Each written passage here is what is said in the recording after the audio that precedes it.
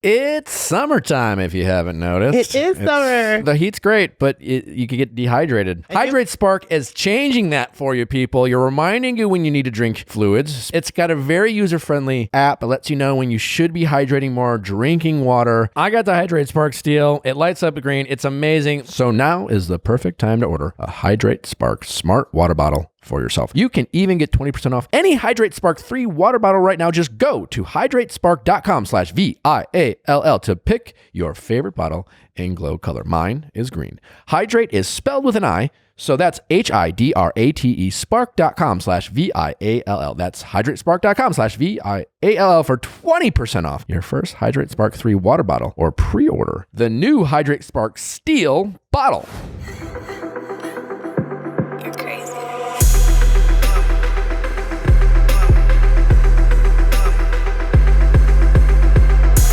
What is going on, everybody? Wow, what an episode with Steve yesterday. I'm curious. Oh my God. How many new listeners or subscribers do you think we have from it? I don't know. Maybe none. Maybe none. Maybe a ton. Maybe a ton? Maybe a ton. Well, anyways, so I hope you guys enjoyed it. Happy Wednesday to you all if you are tuning in at the appropriate time. Yeah. A wonderful, fun, lighthearted episode with my friend and funny actor, comedian, Chris Kattan. He truly loves you. Saturday Night Live legend. Yeah. He thinks you're funny, which is like the coolest thing. He thinks I'm funny, which to me, immediately, he's How cool is that? Right up there with my favorite people. Yeah. Yeah, I hope you guys really enjoy it. And, we're trying to mix it up on this show. Sometimes we'll tackle some heavier stuff. Sometimes we'll keep it light. We'll keep it interesting. I hope you guys are enjoying the diversity of topics and guests that we have. Don't forget to subscribe. Some people who are new to this church. Speaking of topics, can I ask you What? a burning question? What's up? What are your thoughts on what's going on with Colton? Colton? Yeah. Okay, Colton and Cassie? Yeah. Yeah, they've been making news. It's getting ugly. They're making some news. It's getting a little ugly. It's getting a little crazy. I don't know too much. I actually briefly hung out with Cassie, and I stopped at Katie's new place to help her hang her TV, and I went over the night before to look at the Oh, TV. that was your tutorial on how to hang tutorial. a TV. And Cassie was there. What I will say is, to Cassie's credit, she was so respectful and so protective, even in private. Talking to me and Demi and Katie about her relationship with Colton. You could tell she really cared. And we asked a few questions, and what was so clear to me, and I hope she's okay with me saying this, is it really bothered her, any criticism of people suggesting the authenticity of their relationship. You could tell she really cared about the guy. You can tell she valued the relationship. And she respected the privacy of the relationship, again, even in private. Yeah. And I quite loved Cassie's response that she put on Instagram, which is just like, I'm just going to put it out there, state it publicly.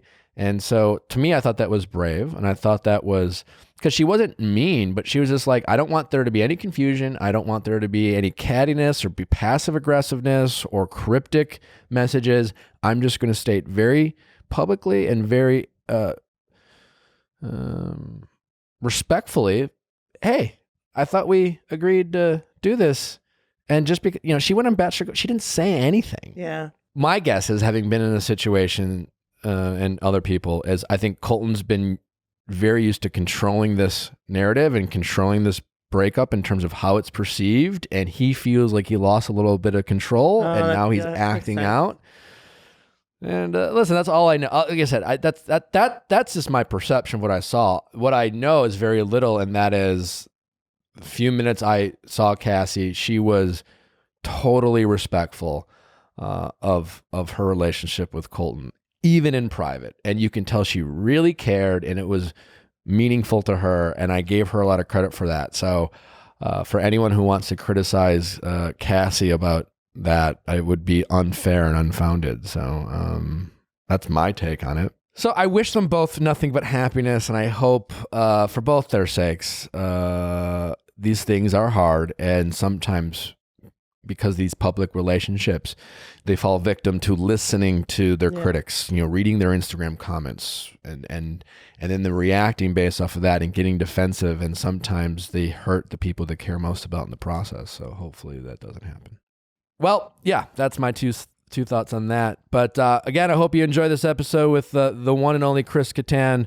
Don't forget to send in your questions at asknick@castmedia.com. Cast with a K for Ask Nick episodes are on Monday. Don't forget to subscribe. I never really say subscribe, but fucking go subscribe. Yeah, just do it. Just do it. And that's all I got. Here's Chris. How's it going, Chris? Hey, Nick. I'm doing good. How are you? I'm fine. Yeah. Just, living the dream. How's the dream working out? It's an okay dream. It's fine. You're in the middle of a dream, and you've already decided it's just okay. Yeah. It's like, do I want to wake up? I'm not sure. It's been a while since we been able to chat. In fact, the last time I saw you in person was when we were on Dancing with the Stars together.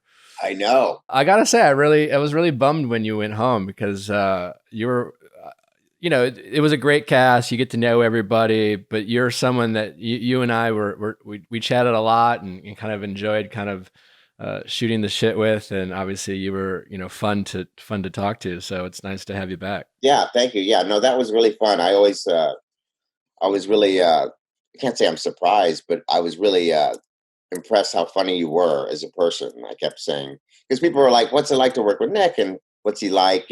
From people knowing you from The Bachelor and stuff, they were like curious, and I would say like he's really funny. So you got the good looking and the very funny. It meant a lot. I'm going to be honest with you. You told me that I was surprisingly funny, and I've been dropping your name for the past, 2.5 years and just be like, well, Chris Kattan said I was funny. So I just want you to know. Just an FYI. Just an FYI.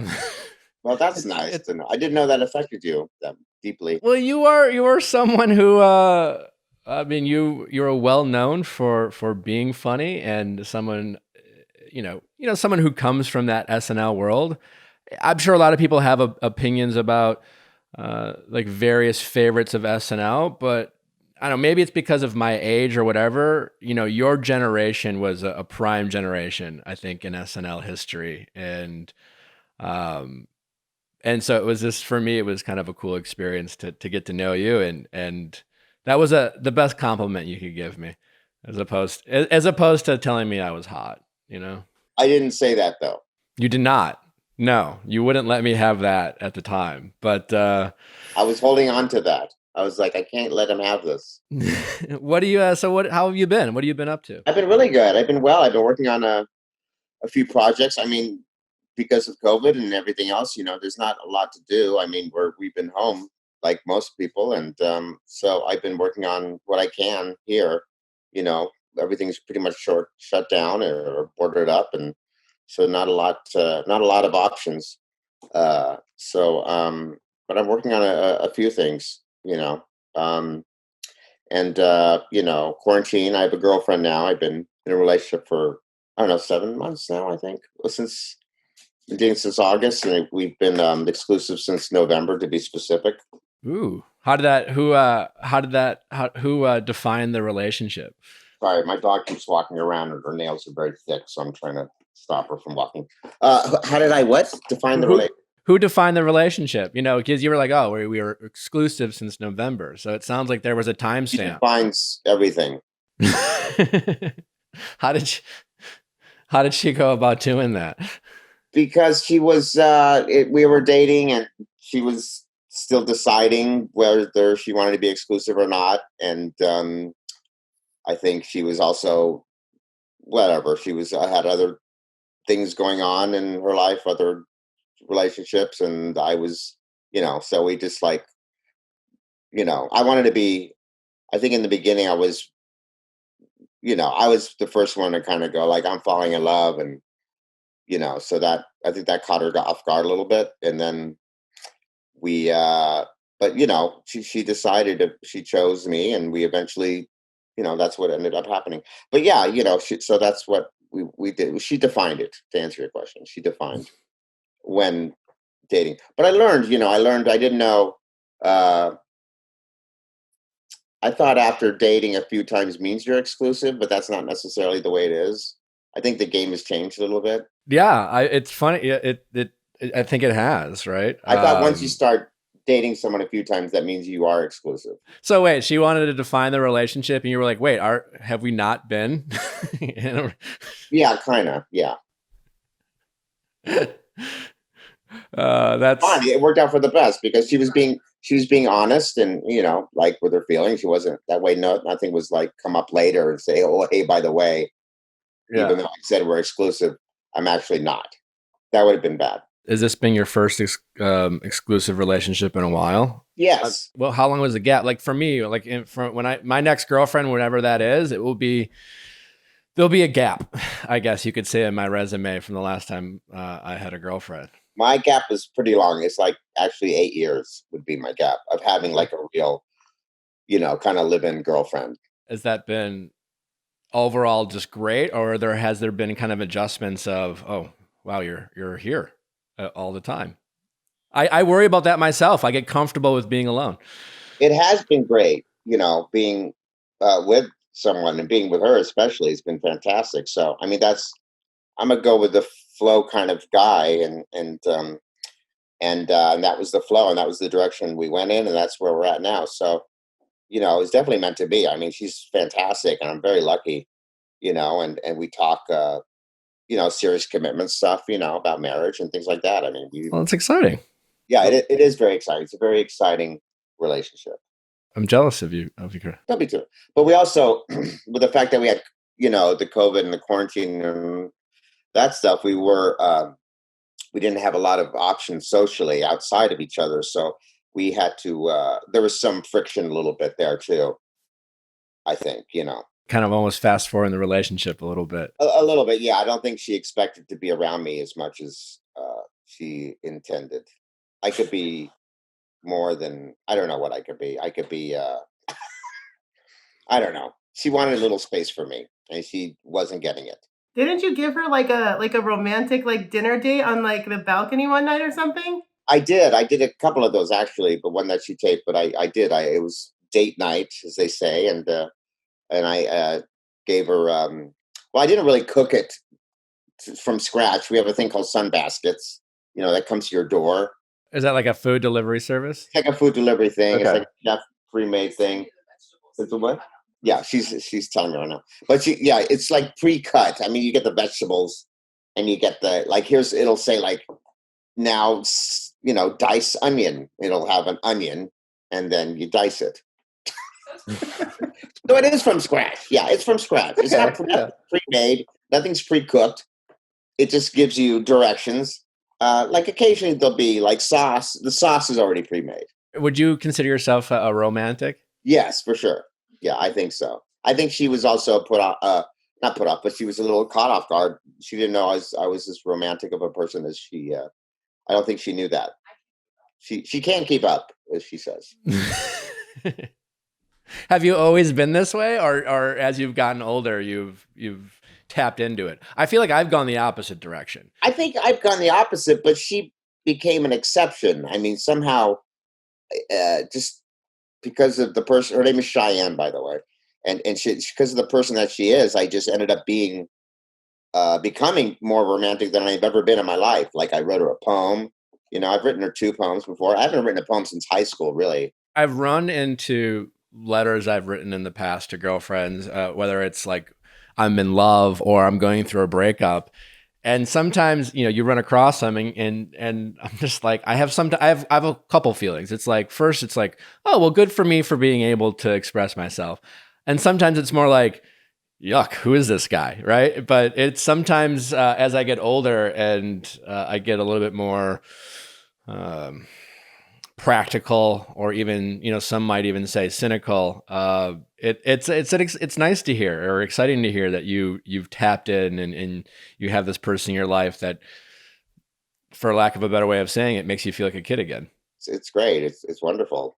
I think she also doesn't. I think she hasn't been used to relationships where there's a lot of expressing of emotion, I think. So and I'm very expressive about how I feel.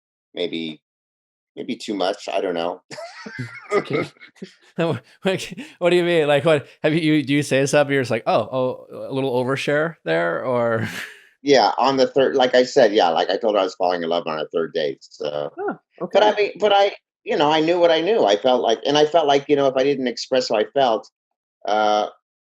like that I wouldn't be honest with myself, and honest with her. So I think that's great. And it's not as if you were like some 17-year-old person who had never said this before. Maybe it's the third person you said it's like in high school, it's just like, I love you. And you're like, oh, really? Who else have you told this to? Like, well, I mean, I told 3 people last semester, but like, I definitely love you. Yeah. Right. Yeah. No. Yeah. It's exciting. Yeah, it was exciting. I come from the place of like telling how you feel. I think she felt like it was a power trip at first. She goes, oh, you're just trying to, she thought it might be a power trip that I was telling her that I was falling in love with her. But that's just where she comes from. She thinks, otherwise of men sometimes, I think. So she was like, wow, maybe, because she didn't know. She didn't know that I really was falling in love yet, because you have to be cautious. She's a cautious person. Yeah. You're just a different or better version of maybe some people she's had in her life in the past. Yes, I think so. That's what she says. Well, listen, guys, we're always looking for new things to preoccupy our time during this kind of still quarantine state that we're experiencing. There is no better thing that you can jump into than Masterclass. We've talked about it before. It's absolutely fantastic. It's almost too good to be true, the opportunity to learn from literally the best people in their fields. Masterclass is a platform, an app on your phone or desktop computer where it's literally classes from true masters. Art of negotiation, whether it's cooks, cooking, photography, writing, singing. They've got a new Christina Aguilera one. Aaron Sorkin is like arguably one of the greatest screenwriters of all time. I thought you were going to take that one. He teaches a class. You can learn from Aaron Sorkin. My friend Robin Roberts of GMA, Effective Communication, Jane Goodall, Conversation, Christina Aguilera singing. You can learn from Christina Aguilera. Sing. And honestly, it's so much fun. It's really well done. You really feel like you're there, and you can do it on your own time. You can learn. It's a great gift to give to yourself. Give it to someone in your family. Yeah. I did it for Christmas. I selfishly gave it to my brother-in-law, and I got it for myself. And like, here you go. I can't recommend enough. It's so cool. It's so fun, and it's so reasonably priced for the amount of content you get. There's literally almost a limitless amount of classes you can take, and it's really cool. And you feel like you're doing something good with your brain too. The photography one has been amazing for me. I keep going back and I keep learning. Jimmy Chin one. It's absolutely fantastic. Tony Hawk skateboarding. Yeah, I mean, are you kidding me? So cool. Learn from the best people with exclusive access to online classes taught by masters of their class. I highly recommend you check it out. Get unlimited access to every masterclass, and as a Viall File listener, you get 15% off the annual access pass. Go to masterclass.com/VIALL. That's masterclass.com/VIALL to get 15% off your masterclass. And I got Masterclass even before they were a friend of the show. I didn't even get the 15% off. I just got it because I thought it was amazing, and it was worth every penny. You get 15% off. I always want things that are used by professionals. I do. I want the best of the best. And if I were wearing makeup every day, I would want an airbrush. You don't? It would seem like the most logical thing. When I've had makeup done on me for TV purposes and they use an airbrush, I think to myself, why would anyone do anything else? I'm no makeup expert, but I'm out in the world. I see people putting their makeup, and quite frankly, put brushes on your face, quite frankly, it seems like sometimes disproportionately applied to people's faces sometimes. If I'm being honest. And it cakes up. I can see the line in your neck. You can see the lines. You can see the lines. Get an airbrush. It's so easy. It's right there. It's super affordable. If you've ever tried a traditional liquid foundation and powders, which can make you look older, gathering into fine lines and wrinkles, now is the time to experience the LUMINESS Silk Airbrush System with skin-loving Silk 4-in-1 Airbrush Foundation. Yeah. Unlike traditional liquid foundation and powders, which can exaggerate the signs of aging like fine lines and wrinkles, by being heavy and cakey, the LUMINESS Skin Airbrush System uses 10 times less makeup, and its skin-loving Silk 4-in-1 foundation combines your moisturizer and anti-aging serum. And it's just easy your to use. Your concealer and foundation for flawless, younger-looking coverage. Over 50,000 people have rated Luminess 4.4 stars, and I'm confident that you will love your Luminess airbrush system with a 30-day money-back guarantee with over 18 shades to choose from. Luminess guarantees 100% shade match. Yeah. Mine matches me. Ooh. I did. I got it. It's easy to use, and it matches me. Perfect color. It's dermatologist recommended, designed to be easy to use, never messy, and provide flawless makeup application. Luminous Air has a limited time offer for you right now. Go to trysilk.com/VIAL to get 60% off your Luminous 4-in-1 silk airbrush system. That's incredible. So good. That's trysilk.com/VIAL to get smoother, fuller, and more natural looking foundation coverage. Visit trysilk.com/VIALL today.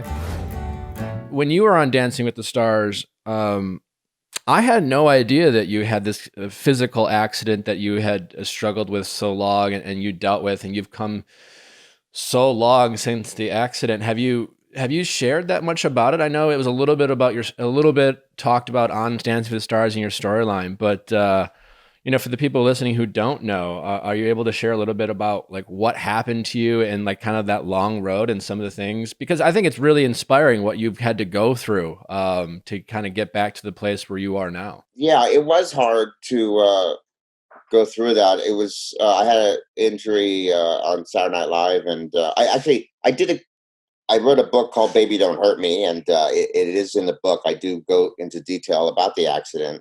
But when I was on Dancing with the Stars, I told the producers that about the injury, but the producers would then tell the judges, I assume, and all that stuff, so they knew about it, so they'd be easy on me a little bit, or just take in consideration that there's some moves I may not be able to do. Sure. I don't think they told the judges because they judged so low and they didn't know about the injury until the second week. But I also didn't vocalize it yet. I didn't really vocalize it to the public that I had this injury. And when I was on SNL, I didn't vocalize it either because I didn't want to be, as they say, put on the sidelines a little bit. Sure. And when I first got the injury, I developed this atrophy that was pretty intense. And so it wasn't like a break the neck, clean break. It just developed into atrophy. And then but the doctor was like, you basically broke your neck. So I had to have surgery. I had 5 surgeries over the past, 20 years, I think. So in regards to that. How long ago did that happen? It happened in 2001. So in 18, 19 years. Yeah. And so, and then, when you have surgery, I don't know if you've had any kind of surgery, or at least that kind of. Nothing like that. I mean, I had my adenoids taken out and a deviated septum. Yeah. So the throat? Yeah, it's a throat nose thing. It's nothing what you went through. It's it sucked. Don't get me wrong. Like for 2 days I was not feeling too great, but in a week later I was up and running. Well, it's funny because the doctor after surgery, they said this is like adenoids, but a lot more extreme. Yeah. Adenoids and a broken neck. It's like potato, Very similar. There really isn't much. There's a little bit of a window in between of pain and indifference, but yes. But yeah, when you have surgery like that a fusion, spinal fusion and that kind of thing is it's pretty intense, and the post surgery of just getting back to normal and learning how to walk again and stuff is pretty it's humanizing, and it's a little embarrassing, and so you just and I wanted to keep working and be on and I was doing a TV show called The Middle at the time too. Yeah. So and they knew about it, but at the same time I was like from the time of healing and then going back on set, I still didn't want the general public to know, even though my agents knew and managers knew and the people on the show knew, but I just didn't want I think I was afraid of being judged about that, because I was physical, and I am a physical comedian, and I just didn't want people to think, oh wow, he's incapable of doing this and that, Yeah, I mean that's crazy to think about. I never even realized that when it happened, that not only were you dealing with the injury itself, you were kind of dealing with the mental struggle of how to address it. in terms of how to face it to yourself or even the people around you? Looking back, would you have done it differently in terms of expressing what happened, or do you not have any regrets about that? No, I think I would have expressed it. I mean, times have changed too. I think in the last, I don't know, maybe 8 years or something, that people, it's so common sense now to say something about anything that happens to you now. Once you're affected, that it's better to say something about it and voice your opinion and voice your thoughts and have a voice. It's very important, especially now with what's going on. It's very important to have a voice. So back then, I would have done different. I would have definitely have spoken out publicly and said something about it. Instead of struggled of trying to show that I can do this and compensate for it. Yeah, that must have been like just mentally and emotionally taxing. Yeah, I mean, my friends knew it, my loved ones knew it, my family knew about it, but again, I didn't want the public to know. And the producer at SNL too were like, you should keep this on the down low, so that they said we'll pay for the surgeries, and that way NBC didn't really know about it either. The network didn't know either. So wow. They, I just said, but Lorne Michaels' doctor, I went to go see him, and he said, you're going to need surgery. So I had surgery over hiatus, or during the summer. That was my first surgery.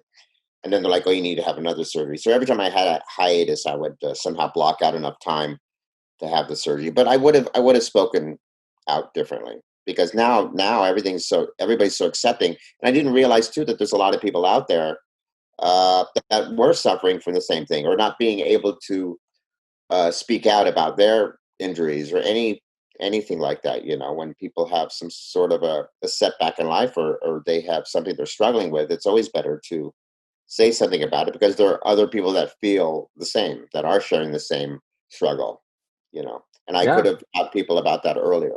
I did when I spoke out about it, but I can only imagine what it would be like to have something, and it is fascinating. And we always talk about on the show just the way people perceive themselves and perceive how people might perceive them, if that makes sense. But it's something we constantly are always thinking about. We want people to like us. How are people going to view us? How should I react? Do I speak up? Do I not? Et cetera, et cetera. And that can be as draining as our physical ailments sometimes.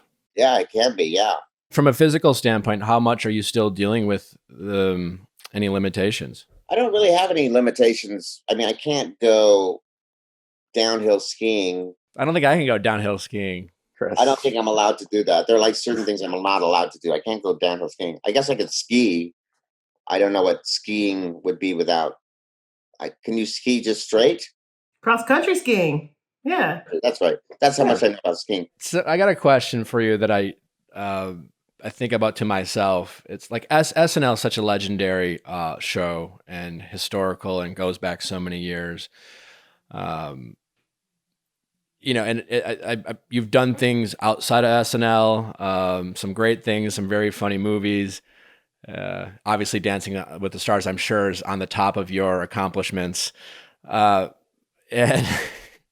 But I'm sure, like, obviously people are still recognizing you from SNL, and something for myself where it's just like, I'm working hard to carve out my own niche in my career, and I'm, thankful for the things I've done on The Bachelor, but it's always like people like to go back to my experience on The Bachelor, especially when they say recognize me. Right. I struggle with learning how to accept that and appreciate that. Do you face the same thing sometimes, or, trying to break away, or do you view it differently just because I feel like SNL is more respected than The Bachelor? I don't know, but maybe I'm just saying that from my own point of view. There was a while where I felt like I was being pigeonholed as, like, say, my character, the Mango. Oh, yeah. Oxbury guys, and they're like, that's what you do. But I also realized that there was a few things I did, not just one or two things, and when it came to fans and stuff, I started seeing that they're fans of a lot of my work too, my body of work too. It wasn't just one or two things. And also Saturday Night Live, I think also has changed too, and that people see it as this body of work and the amount of talent that came from it too. So, that has changed too. So it's something to be proud of. I think, it's been enough time. I think at that time, I think I struggled a little bit about being pigeonholed, but that's how I perceive it. And that's how I think most people see it. I didn't realize, and also I didn't realize how much of the, like I go out and do stand up too as well sometimes. And at first when I started doing it, people were like, "Oh, I love the mango." And, I love when you say, you can't have the mango, or, bop your head and all that kind of stuff. But I didn't realize how much it affects people too. Like it really changed some people's lives in some way. I don't know how, but like when people, there's a lot of people out there that are not as, that are not the happiest people, or they're in situations where they need laughter in their lives, and I didn't realize how much I could provide that. No, it's always nice to hear. And it is like, you're so great on the show, and it's so entertaining. Like I recently, and not just because of you, but yes, but I mean, I looked up like the best seasons of The Bachelor, and you're like, I think you're the second best season, or the first or best season ever to watch. I don't know if everyone will agree with you, but thank you. Well, yeah, but we watched the whole season. We watched the whole season that you're on. It was so good. We're really involved in it, and it was great. No, it is a weird feeling when people come to you, and especially for me, it's the Bachelor. Like for you, I look at you and like all these characters you developed and the talents you showed, and I'm just like, what did I do? And it's so weird. But when people are like, I'm such a big fan or whatever, and I'm just like, why? Well, that's your perception of it, though. You don't know their exact perception of it, and also Totally. we're two totally different people in our work, But you're also, like I said before, you're so much funnier than people may assume. Right off the bat, like the videos you've been doing on Instagram are really funny, where you you play different people. Yeah. When I first saw that, I was like, that idea is so good. 4 different versions of myself. Hey, the SNL strangely came up with a very similar concept when they did the At Home, like right after I came up with mine. I wasn't sure if I should be flattered or offended. Yeah, it was. Well, because like I play 4 different versions of me, but it was all me. It was like the douchey me versus like the influencer me or the nerdy me. And they came up with it was a guy playing different people, but it was just him. And it was like, this is, I feel like I'm being ripped off, but also it's SNL. So thanks, maybe. I don't know. I always believe that there are no new ideas, because there's some ideas that seem the same. And I definitely didn't invent that concept, but, Yeah, maybe. I don't know. But yes, you didn't invent the concept, but I wouldn't be surprised if people saw that and were like, hey, I have an idea. Because right now, and also everybody has such ADD. Everyone has ADD, or at least can claim they have ADD, so they can watch something and then you'll see it somewhere else. Yeah, that's totally true. Yours was really funny. I think it was funnier. I didn't. Yeah, it was really. Well, that means a lot. Who was the character? I have some more ideas. It just got time consuming. I'll come up with some more, I'm sure. Well, how many did you do? I did the first one where it was kind of like, what are we doing during quarantine? And then like the second one I did was kind of us settling into the new now of like not going outside. And then I did just one based off of folding laundry. The whole so good.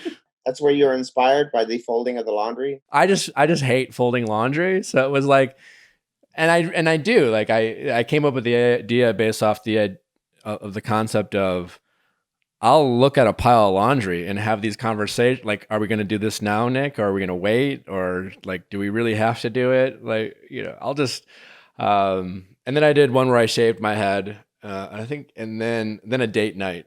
Then one me getting ready for a Zoom date. That was a lot. Have you been able to date a? I mean, you can't really. Have you gone on any? I mean, right now, maybe. Yeah. I mean, I might have. I've connected with people in various ways. Have you gone out? Various ways. That's so vague and yet so specific. Yeah. Have you gone out? Have you physically gone out and met up with somebody else yet? Yeah, I have. Keeping your distance, or Sure, you check. Yeah, I've also been tested. You know, you can get it's easy to get tested now in LA, and I mean, here's the thing. I mean, at this point, when it comes to COVID, we're going through so much, obviously, as a country, and the protests and people going outside, and you know, everything's been politicized and et cetera, et cetera. But the world does have to go on. We just have to. The new normal is just trying to be as smart as possible. Like, you know, we're gonna go outside more. We have to keep washing our hands. We have to keep our distance. Handshakes and hugs are probably not something we should get used to doing with like any and everyone. But as humans, I think we need physical contact and we need to interact with people. And there's just going to be a level of calculated risk that everyone's going to decide to do. So. Yeah, I've interacted with people. I've gone on 6-foot walks with friends and, you know, other people. I've, you know, shortened that distance, you know, you could say 2 feet, 2 feet, yeah, it's like 1 foot, you know, 6 inches. is it too much to ask? Have you kissed another person? Since COVID? Yes. Yeah. Okay. That's good. Sure. Who's interviewing who here, Chris? What the fuck, you know? No, I'm just kidding. I'm kidding. No, I'm just joking with you. Yeah. They want to know. They want to know. Sometimes that's all they want to know. But have I kissed someone since quarantine? Yeah. Quarantine, you have. Okay. Good. Yeah, but only a peck. Just a peck kiss, like on the cheek.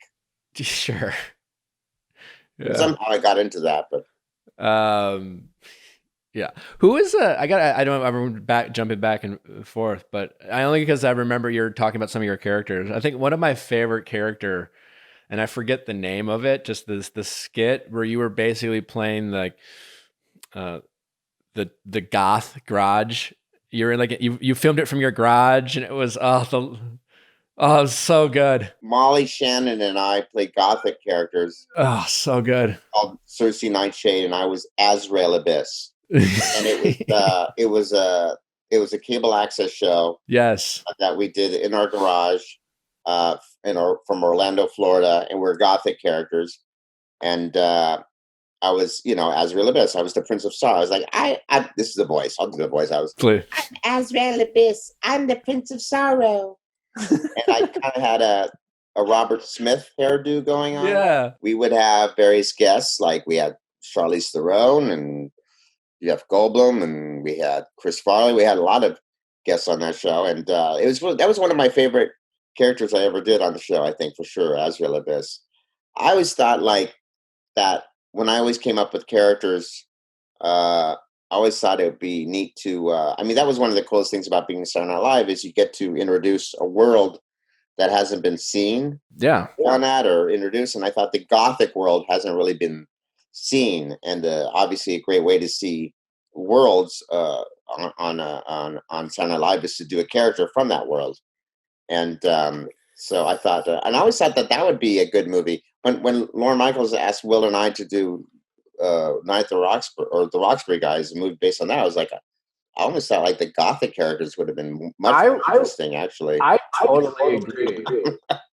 You know, like that whole world in high school, like everybody knew those kids, knew people like that in high school. The Gothic characters, especially like the layers you could introduce in terms of like the character development of like why did they decide to become goth? Because I almost liked it when you guys would break character. Like, especially when it was like, oh, when you're like your big brother, I don't remember, like your older brother would come in or whatever, and you get mad at him, and like your character would break character almost of the goth. Those were like really funny moments, and I think that would have been really funny to see, in a movie format. That is funny that you said your character broke character, because that is what essentially was happening. It wasn't me breaking character; it was our characters were actually breaking characters. Yeah, we're still in character. Exactly. Yeah, and I thought that was some of the best moments. I love to hear people talking about having sex and how to please themselves. And I'll tell you what: if you want some erotic audio, Dipsy is here to make your dreams come true. What is Dipsy? Dipsy is Dipsy is like a stories that you can go and listen to get you like in the mood. We talk a lot about physical health and mental health, but what about your sexual health? Your sexual health is also so important. Whether you hit the gym, take a walk, or meditate, if you want to take care of your whole self, you need to prioritize your pleasure along with your body and mind. Dipsy is an audio app full of short, sexy stories and guided sessions that are designed to turn you on and help you get in touch with yourself. The stories are relatable and immersive, so you feel like you're right there. And there's something for everybody, whoever and whatever you're into. If you're a freak, no judgment. You should. So listen, get horny, people, because Dipsy is there for you. But seriously, you know what? It's specifically designed for women, is it not? It is kind of designed for women, but they have a thing that you can listen to stories that are designed for couples. Ooh.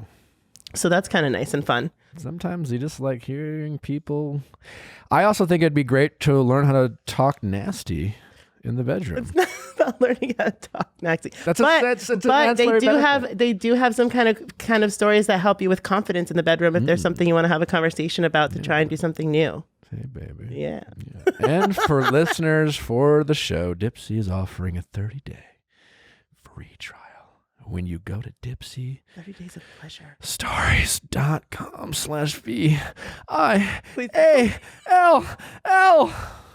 That's a 30-day free trial when you go to DIPSEA stories.com/VIALL. Whoo, baby, get to know your furry friends with Embark. Listen, we all love our dogs, even if we want our dogs.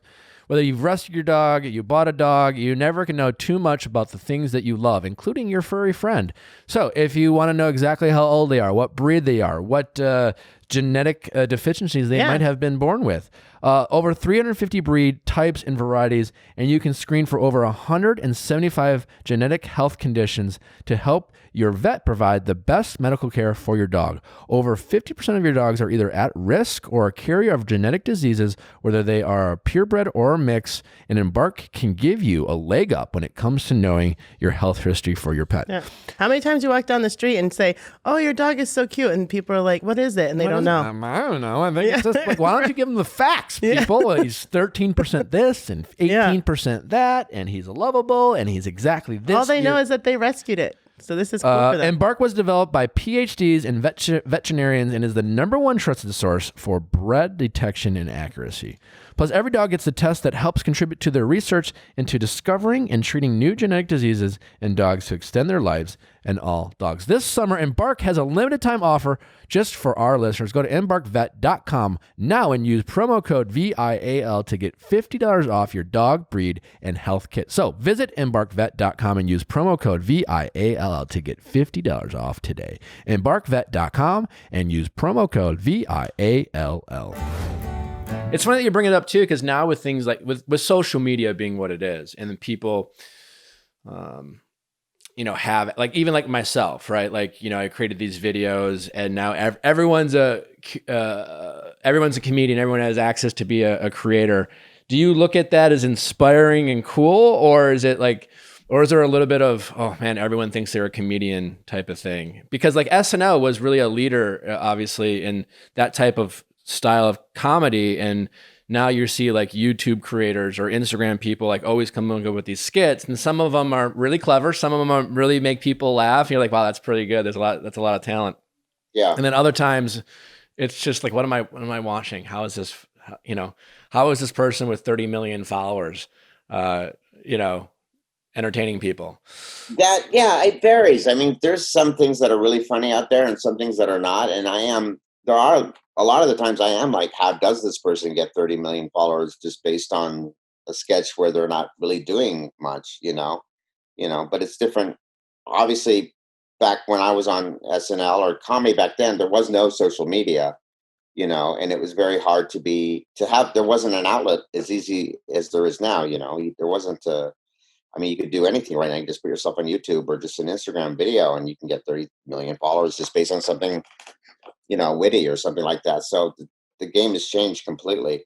But there are things that are funny, but not nearly as funny, I think, as things used to be. I think people are very hungry for comedy. So, especially nowadays, so people tend to like things that may not be as funny as they usually are. I think, Yeah. I think there are things that, I think there are just some things that, or like, there are things that people have done before. There's a lot of things out there that you're like, oh my God, I just saw that. Like I've seen that before many times, but a lot of people don't remember or have any perception of the fact that they've seen it before, or they don't remember that was just done like, a few days ago. It's like, where have I seen this? It's like, like last week.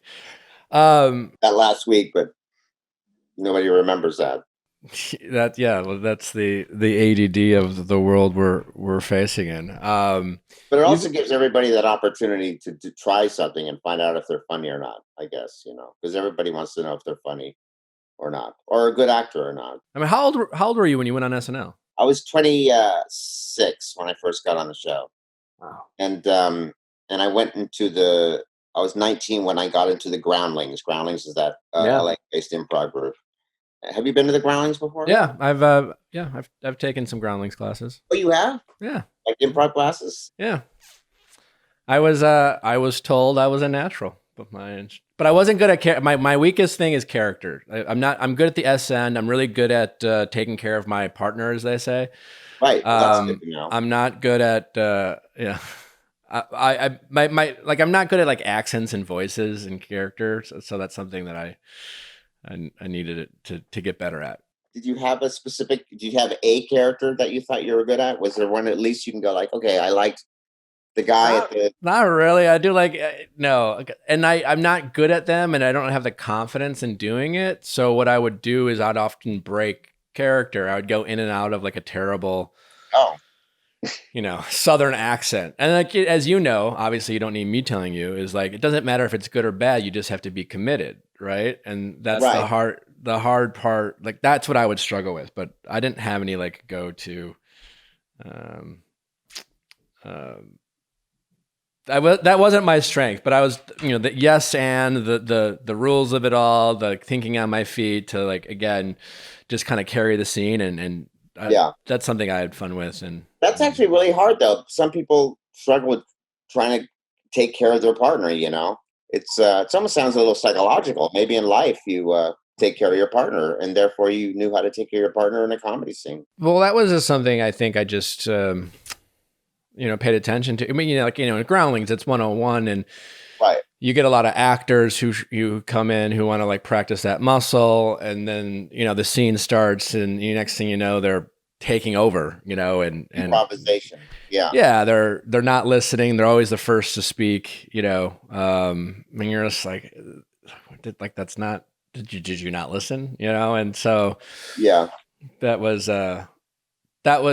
something I've been good at. But again, that school Groundlings does such a good job of like, there's, anyone to a certain point can be good if you simply just follow the rules, if you just listen. And then like, obviously to be truly funny and fantastic, that you've developed those characters and practice those muscles. But yeah, I had a lot of fun doing that. And I just actually, the last class I took was the beginning of the year.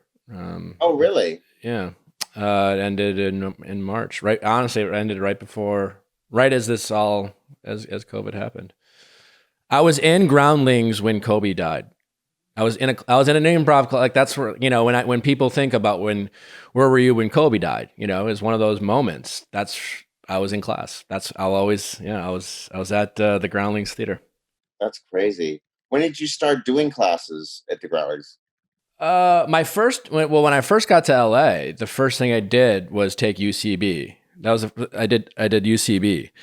And then I got into acting classes and I spent more time in acting classes. And then I took first Groundlings class. It was like 2 years ago and I passed and I just didn't take the next one. And so I retook the one I passed already just to like get back into it. And I thought it'd be good for me anyways. So yeah, I've taken two. I've taken the same class twice. Right. Are you going to go back in? I mean, right now they're doing them online because you can't go to them physically.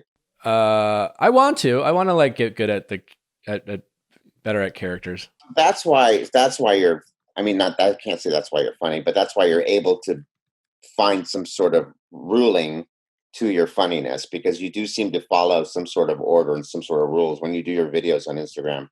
You know, it seems like you do have some sense of sketch. I mean, you do. I mean, that's are filming a sketch of yourself, so you do have a constructive way of.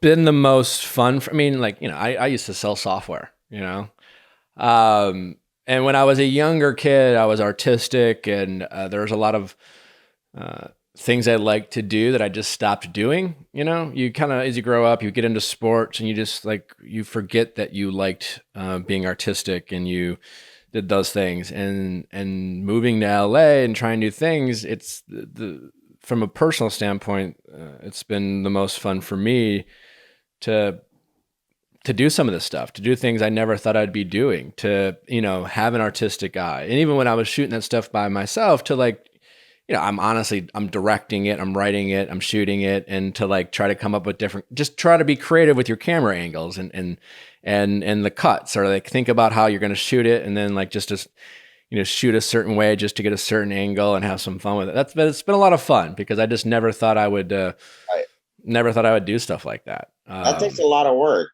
you know. I must think. I mean, when people say you're on a date, you know, people are like, God, you must hear a lot. I had no idea you were so funny. Well, when I'm on a date, I love the first couple of dates are a lot of, especially if they've seen the show, it's a lot of revelations. You know, the first one, I'm generally taller than people anticipate. There's that. They think you're taller than you. Do you appear short on the? Apparently, I would say 9 times out of 10 when I meet someone who's watched the show, the first words out of their mouth are, "You're taller than I thought." How tall are you? You're 6 foot, I'm guessing. 6'2". Oh, that is taller than I thought. Okay, there you go. You're right.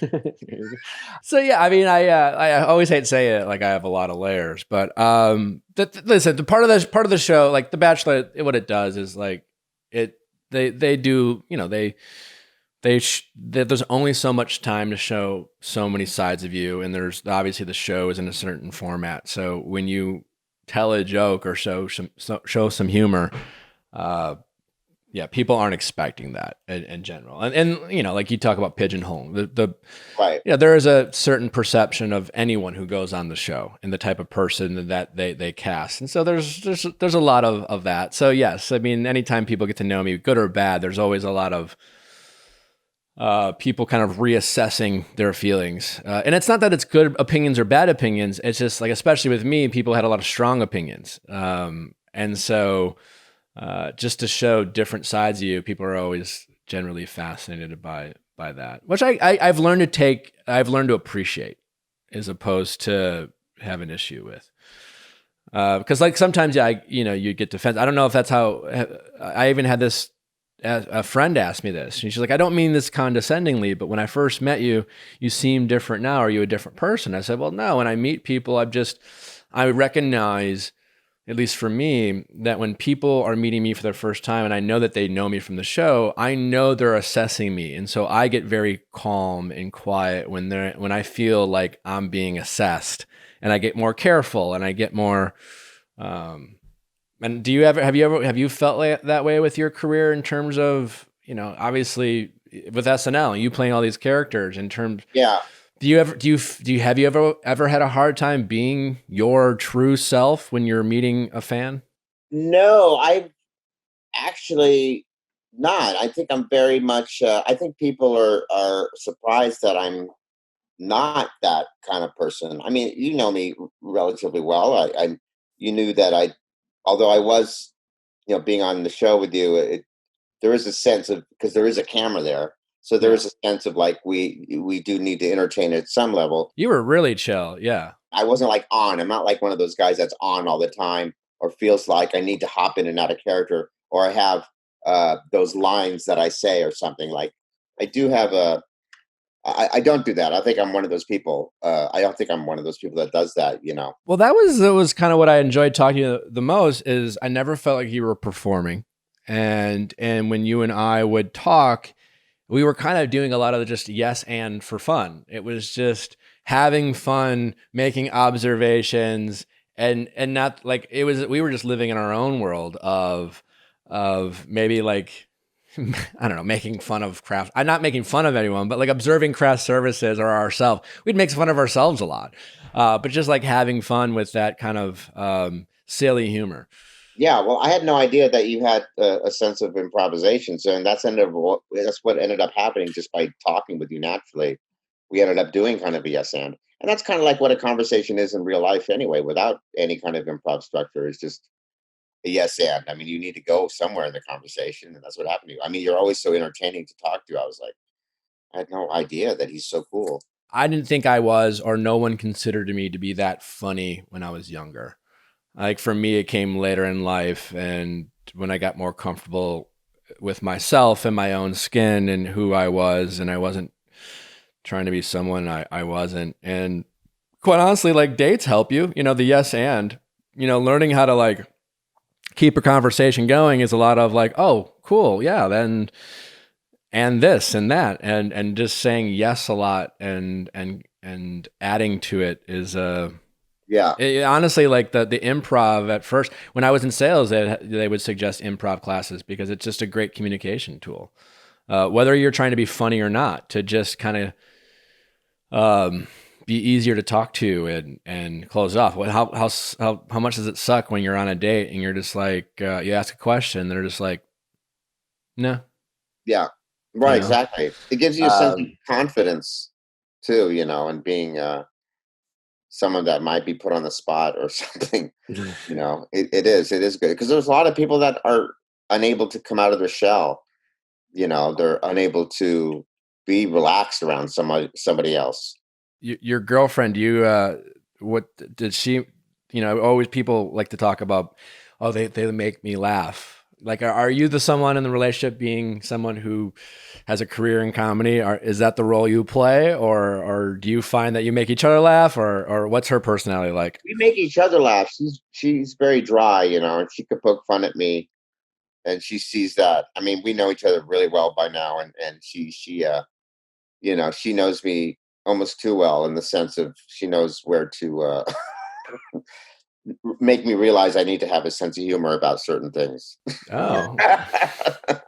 What are some of those things that you maybe took a little too seriously about yourself? Oh, like I could be too sensitive about certain things, maybe take things personally too much, you know, things like that. Yeah, I mean, we all can. Yeah, I guess we can. She's a little bit harder than I am that way, but she's very sensitive too. She just doesn't show it as much, you know. I think I didn't realize that even though people don't show their sensitivity, they're actually almost more sensitive. You know, the people that don't show it sometimes. Oh yeah, and usually sometimes it's the things that you would surprise us about our, you know. Yeah, exactly. Yeah, she definitely thinks I'm funny, and I do make her laugh. I don't make her laugh like, you know. I think in the very beginning there was a lot of like that laughing, but she's not as either she doesn't think I'm as funny as she thought, or or she's just like come back down, and you know, I would think you know, but she does laugh at things I say a lot, you know.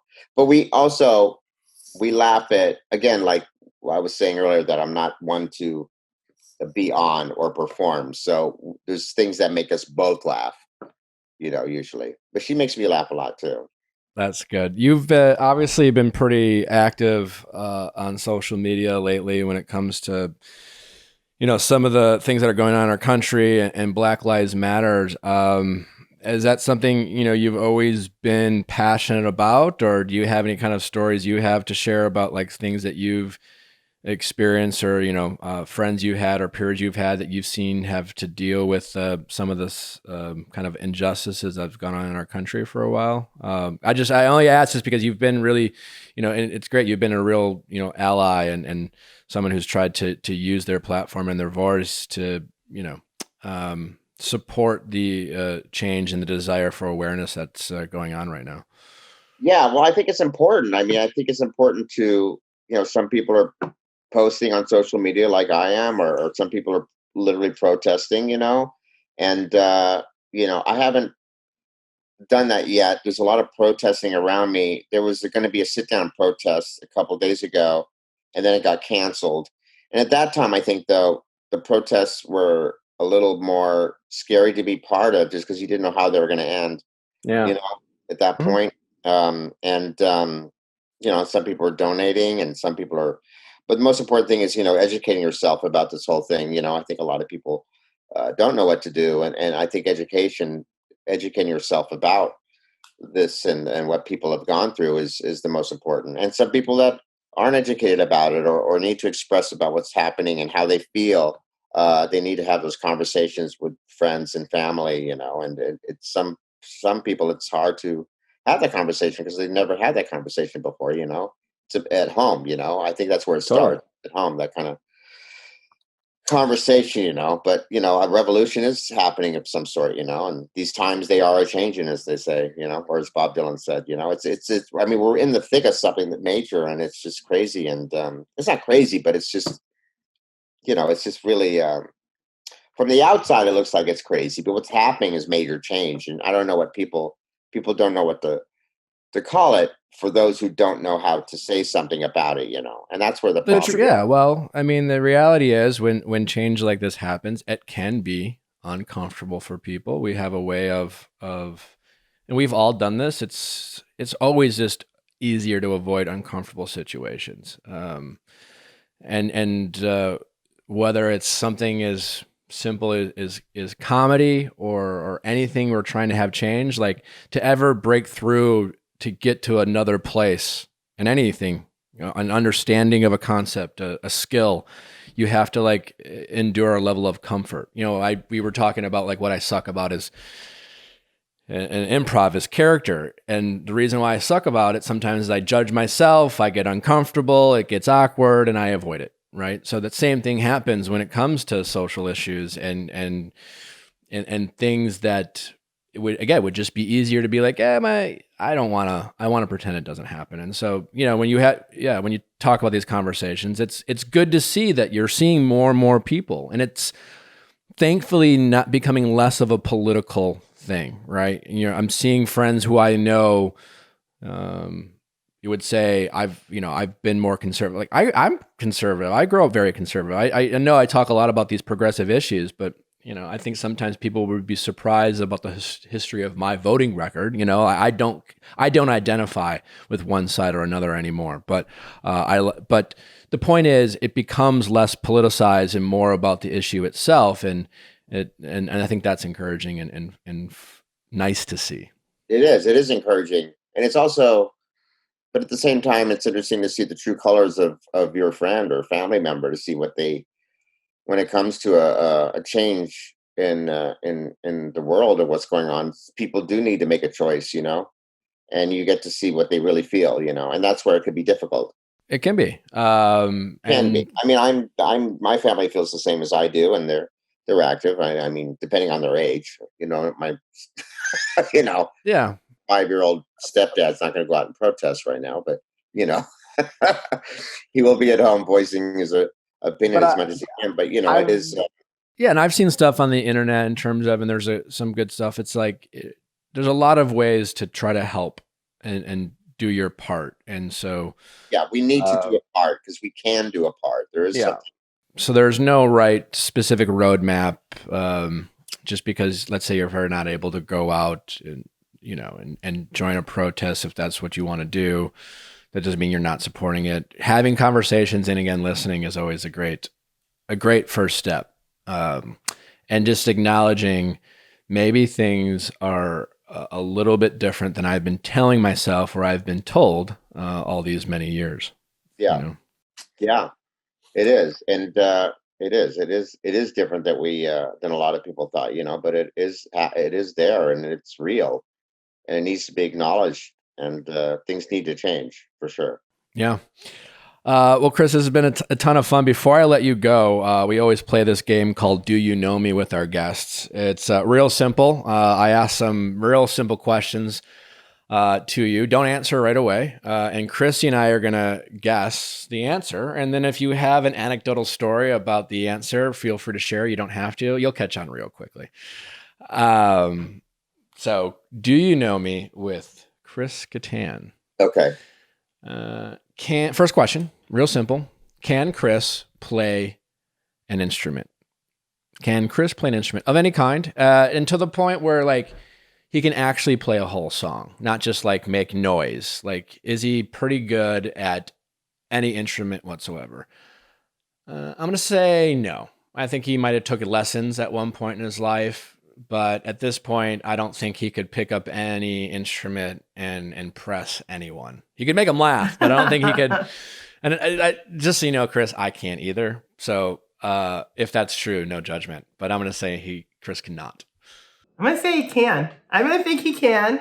I bet he's got some weird like pan flute somewhere that he just can like whip out and some songs on.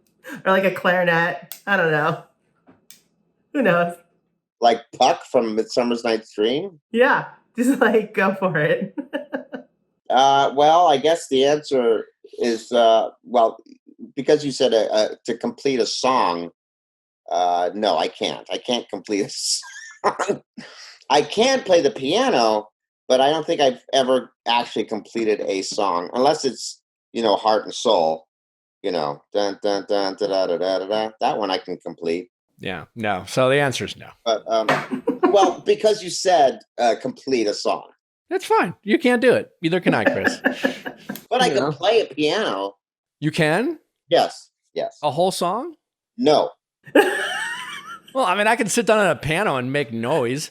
No, there's a difference between playing like chopsticks. I can play chopsticks. I can play chopsticks. No, I used to be able to play part of Rhapsody in Blue by George Gershwin. I was going to say Gina Gershon, but that doesn't make any sense. So like maybe kind of, but not really. No, I could do like a minute of it still, but I can't complete it, so I don't know a complete song. I'm going to say I got that right and say no.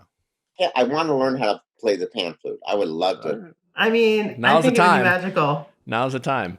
Yeah, I see that you think I'm like that. That's okay. Question number 2. Has Chris ever played strip poker? 100%. Yeah, he definitely has. Especially at the height of his, especially at the height of his Hollywood days. The parties I'm sure were legendary, and at some point there was like, let's play strip poker. Yes, the answer is yes, but I've never stripped down. Almost just like completing a song. The first question, I never completely stripped down all the way. So I never completed a strip. So this means you're good at strip poker. Well, how do you win? You get someone else to strip, right? Yeah, someone else gets naked. I don't know if that other person got that naked either. I don't remember someone really getting completely naked. But I did not get completely naked. I think I took my shirt off and my pants off. All right. So I was in my underwear and socks. Question number 3. Can Chris name 3 Dan Aykroyd SNL characters? Oh my God. I'm going to say yes. Off the top of my head, I know I can name 1 for sure. I mean, I probably could describe 3. I don't know if I can name 3. I'm gonna believe in Chris here. Oh my gosh. Oh no, I can. Wait, I can name 2 for sure. I can name 2. Yeah, I can name 2 for sure. 2. One of the Blues Brothers. Yep.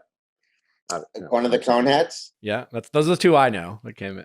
And Julia Childs. I mean, that was a character, right? It was. I'll take your word for it. It was. Yeah, right. Well, that's where he cut his finger off, Oh, also the Bassomatic, where he also got hurt too. Oh, the Bassomatic, yes. The Bassomatic, so good. Yeah, Bassomatic. But I don't know the character's name in that, but that's okay. You can just describe it. Question number 4. Has Chris taken a bubble bath in the past month? Has Chris taken a bubble bath in the past month? I'm going to say no. I'm going to say yes. But if it was a year, I feel like he's taken a bubble bath. His new relationship, you do even some weird things you might not normally do. I don't know. I'm gonna say no. Mine says no, and Krissy says yes. Okay, and the answer is yes. I did take a bubble bath from my significant other. It wasn't weird though. It doesn't mean it has to be weird. No, it's not. I shouldn't say weird, but I don't normally take bubble baths. But I like in a new relationship. Yeah, no judgment, Chris. I mean, hey, there wasn't a lot of bubbles. There was like just a little foamy up there on the top, like a little some soap. It was a bath bomb created some bubbles. Ooh, a bath bomb. Sure, a little fun bath bomb, but it wasn't like some, physical bath thing. I mean, we were in there naked, but we weren't. Obviously, we had no clothes on. That's usually what happens in a bath. But it wasn't like we did anything, sexual or anything. There wasn't any of that going on. No, you can't do that. I mean, you can. Well, you can. I'll be honest. If I'm taking a bubble bath with someone else, I'm kind of hoping it turns sexual. If I'm just me. I don't know if that makes me weird, but right. No. No, I hear you. Otherwise, I'll just shower. Right. Exactly. Yeah. All right. Last question. Does Chris prefer Monopoly, Connect Four, or Uno? Does Chris prefer Monopoly, Connect Four, or Uno? Chris has mentioned ADD in this episode. I think Monopoly is a bit of a long game for him. Rude. I'm not judging. I'm just basing this off of my pan flute. Yeah. I don't know. I'm gonna say Connect Four. I'm gonna say Uno. Uno. Yeah, probably Uno. I haven't played Uno in a long time. It's funny, you could play it on a train or. Yeah, Connect Four is kind of hard that way. You get the pieces all over the place. You start dropping. Monopoly's like, what's the guy with the mustache mean? I'm confused. All right, Chris, it's been a ton of fun catching up with you, buddy. It's glad to see you're doing well. Where can people find you? Tell them about any projects you're working on. Now's the time to let the people know. Instagram is Chris Kattan Official is my Instagram account, and Twitter is @Chris Kattan, and I have some stand-up dates coming up in August, and you can always get my book, Baby Don't Hurt Me, and there's some projects. I mean, that's what I'll announce what's happening. Right now, we're kind of on pause. Everybody's a little bit on pause when it comes to projects coming out, to be seen and worked on. So I think everyone's in the same boat a little bit. But you'll know by going on Instagram, Chris Kattan Official, to see what's happening, what's coming up.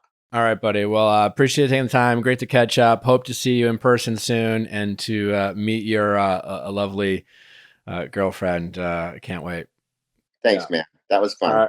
And always, people, thanks for listening. This has been another fun episode. Thanks for tuning in. Don't forget to send in your questions at asknick@castme.com, cast with a K. We always appreciate your 5-star reviews on iTunes. And until next time, have a great day.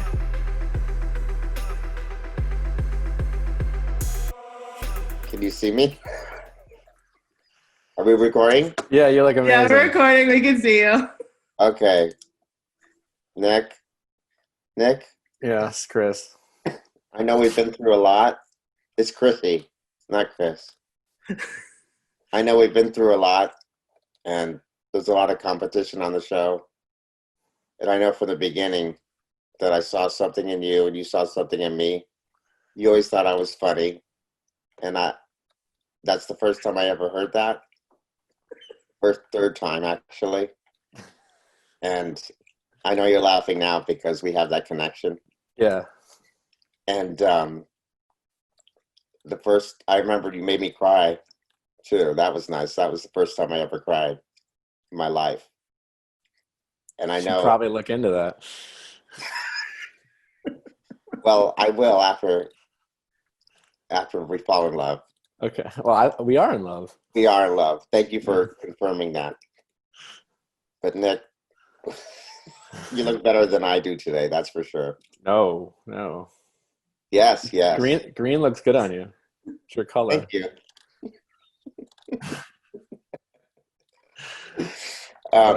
Would you accept this rose? Sure. You will? With all my heart, Chris. Krissy. All of it? Krissy. Yeah. I know it doesn't look so good, but fine. It looks like it's ready to stand the test of time. It's in its kind of preserved state, like our love. That's where we're at. We are preserved. We'll forever be preserved. We will stand the test of time. We will stand together like two people do when they stand up and not sit down, which we never have done before. I can't wait to sit down with you. Should be wild. It's going to be crazy. Oh my God. You're making me laugh again. This is the 4th time I've laughed in my life. I think I'm going to cry again too. This is the 2nd time I've cried. Are those feelings, or do you have hair in your eyes? Both. I think I have more hair than feelings though in my eyes, or just in general. Well, I can't wait to make love to you. Same. It should be. You know what? Love wins. What? Said love wins. It does. At first, I thought love doesn't win. Where were you 3 years ago? In high school. Oh God. No, but I went back to high school. Okay. I'm 42. Okay. All right. I went back to high school because I didn't do so well in math. Math's a bugaboo. I can't add worth crap. But I know that you and I equal 2. There you go. 1, I mean, that was my problem. I was so in love with you. I was like, pre-meeting you, I was so in love with you. I was like, you and I equal 1, and that's wrong. You and I equal 2. But when it comes to love math, you and I equal 1. There we go. Right. Well, I wish I could kiss you in person, but I can't. So here's a virtual kiss. Because of the COVID, yeah. But I won't let that stop us. I don't know what COVID is. I haven't seen the news at all in a long time. I'm so in love with you. All right. Thank you. See you soon, babe. Bye, babe. All right. Now we're back to normal. Hi. Hi, buddy. You know what? I would only do that for you, Chris. Thank you. I'll put my sweater on. You made me laugh. I had like tears in my eyes. Like a dork for laughing. Oh, so funny.